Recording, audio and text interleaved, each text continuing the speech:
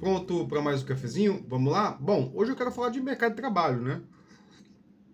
Tá falando sobre migração, tipo, Brasil. Vamos falar de mercado de trabalho no Brasil.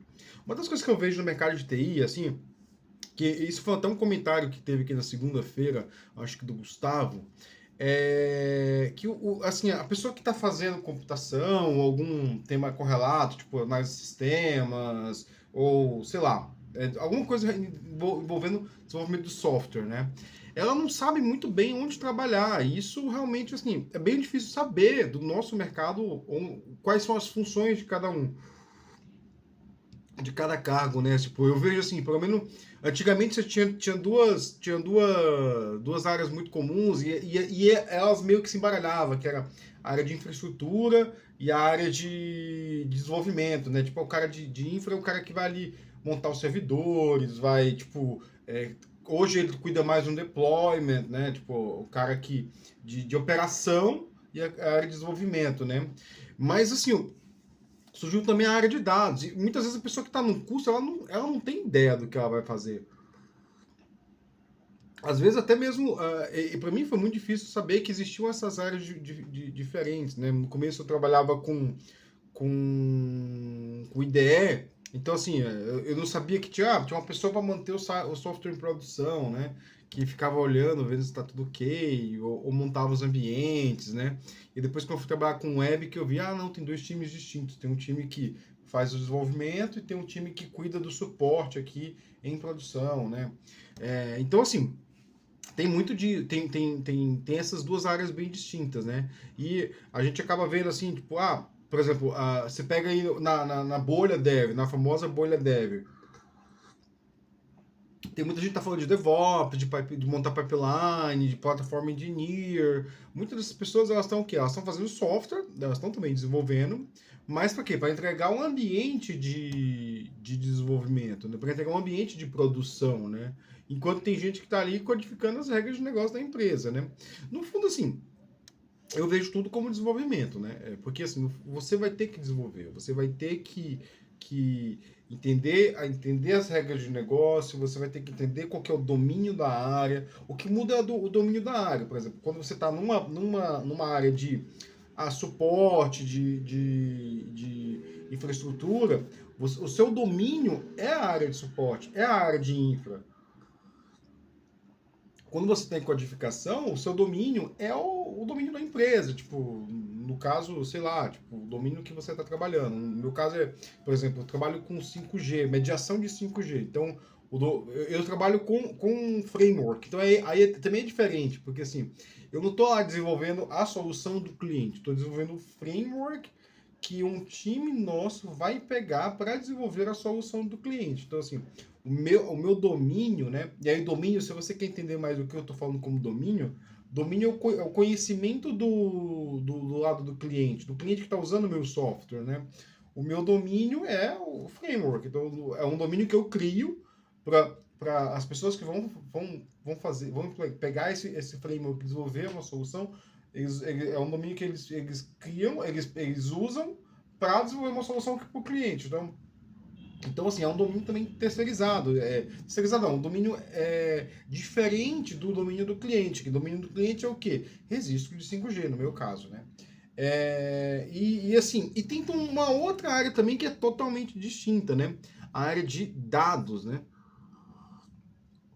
A área de dados, tem até um amigo meu que trabalha com a área de dados, que ele é um cientista, né? Tipo, cientista de formação de cientista. Fez um doutorado, né? Não terminou, mas ele começou a fazer um doutorado. E aí a área de dados, tipo, antigamente era chamada de ciência de dados, agora as pessoas estão usando engenharia de dados, né? Mas assim, entre ciência e engenharia tem uma diferença muito, muito, muito, muito, muito grande.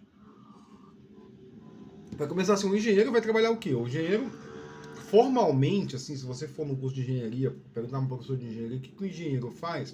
Ele cuida dos processos, né? Então, o engenheiro civil, ele vai cuidar o quê?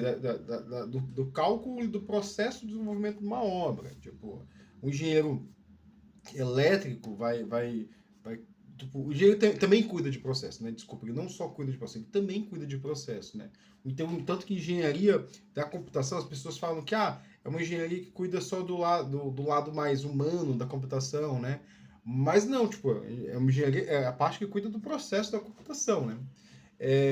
Até porque nas outras engenharias também, tipo, as coisas são chamadas pelos nomes, né? Tipo, cálculo estrutural, tipo, engenharia civil. Você não vai ter, o engenheiro não vai estar cuidando do processo, ele está cuidando do cálculo estrutural, né? Se ele está cuidando da engenharia da obra, a engenharia da obra é aquela licitação não, tipo, ver a legislação, se ele pode ou não pode fazer aquilo, blá, blá. Então, assim, engenharia é bem parecido. Engenharia cuida do processo em si e vai ter as áreas que cuidam das diversas áreas do nosso trabalho. E o nosso trabalho a gente se fala muito pouco dessas áreas. Tipo, o que é cada área, por exemplo? O que eu penso de ciências de dados? Né? Ciência de dados eu penso como ciência, né? E aí as pessoas. Esse amigo meu que trabalha com ciência de dados, ele falava assim que muitas vezes o cientista de dados era dado a função de provar para o cliente o que o cliente já sabia. Então, o cliente, eu quero saber qual que é o meu usuário médio. E aí usa os dados para provar isso, né? Tipo, e aí ele tentava, ele é como cientista, assim, como é que o cientista trabalha? Ele tem uma pergunta de pesquisa, né? E minha pergunta de pesquisa é qual o perfil médio do usuário dessa aplicação? E aí eu vou usar os dados que eu tenho em mão para tentar descobrir qual que é o perfil médio. O perfil médio, é um usuário de um perfil masculino, de 10 a uma faixa etária de 20 a 30 anos, né? Morador de tal região. Só que, tipo, quando ele falava isso, muitas vezes chocava o cliente, porque não, o meu usuário não é isso, porque eu tenho certeza, porque... E aí usava o caso anedótico, né? Eu te falo aqui do que é o caso anedótico. O caso anedótico é quando eu tenho, tipo, um exemplo que é anedótico, tipo, ele é único. Não, porque eu conheço tal pessoa que aconteceu isso. Tá bom, mas assim, esse caso anedótico, ele não é o caso médio, que é o caso mais comum do uso, né? Na aplicação.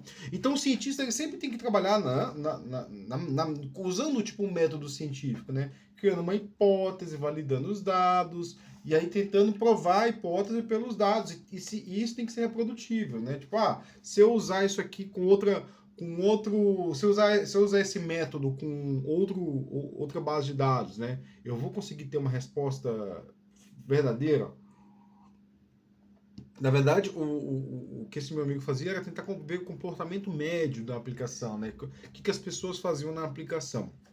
Ou, eu não lembro o que era, se identificar os grupos e o que faziam. Então, esse era o cientista de dados. A gente vê que a gente tem ali o desenvolvedor, que é um cara que vai pegar a regra de negócio e traduzir isso em código. Tem um cara de infra ali, que ele vai tratar do software em produção, que agora está virando platform engineer, né? Porque eles estão vendo que tipo, não, eu posso entregar bastante código, eu posso automatizar muitas coisas, e é bem interessante porque se você parar e pensar que é computação, ela sempre é uma automatização de algum processo que já existe, né?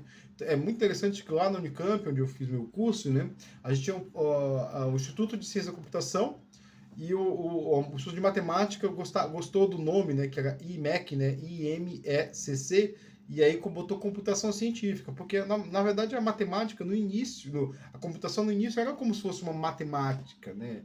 Ela automatizava cálculos muitas vezes físicos, né, ou militares, ou tipo, se você vai ver lá o filme lá o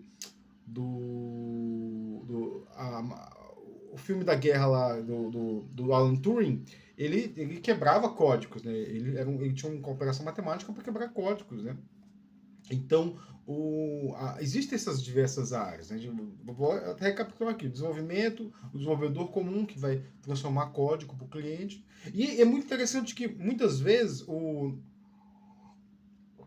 em fábrica de software a gente tem a pessoa do Product Owner. O que é o Product Owner? Aquele cara que vai traduzir os requisitos do cliente em requisitos de produto, né? Então, assim, muitas vezes eu trabalhei já em empresa que era assim, tipo, a minha função não era só desenvolver, tipo, pegava os requisitos e ia lá desenvolver, que para mim era uma função meio chata, né? Outra área também é a área de arquitetura, né?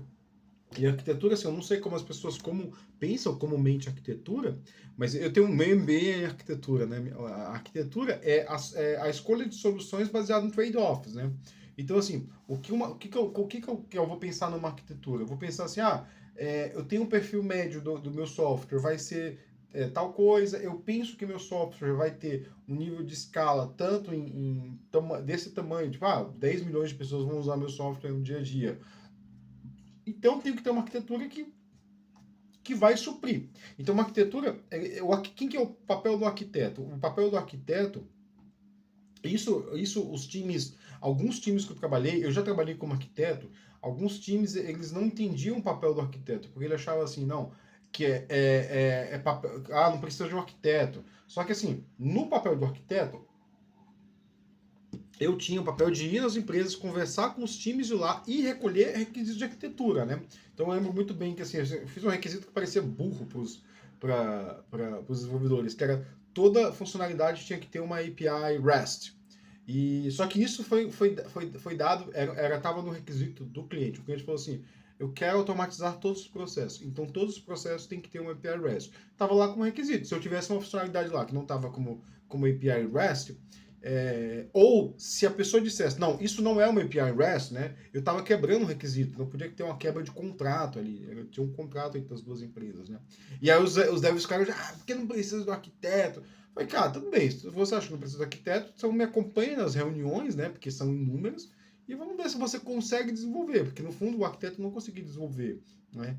A gente conseguia acompanhar os times, conseguia fazer uma outra funcionalidade. Eu cheguei a fazer uma funcionalidade, passei 6 meses desenvolvendo, misturando com arquiteto, misturando com o meu tempo função de arquiteto, mas assim, o arquiteto ele tem uma série de demandas na área tanto na área comercial quanto na área de requisitos, né? E não dá para focar em tudo, né? Então, assim, o meu cafezinho é isso, era falar um pouco da área, desses diversos ramos da área, tipo, o que é um arquiteto, o que é um cientista de dados, o que é uma pessoa de infra, o que é uma pessoa, um dev, né?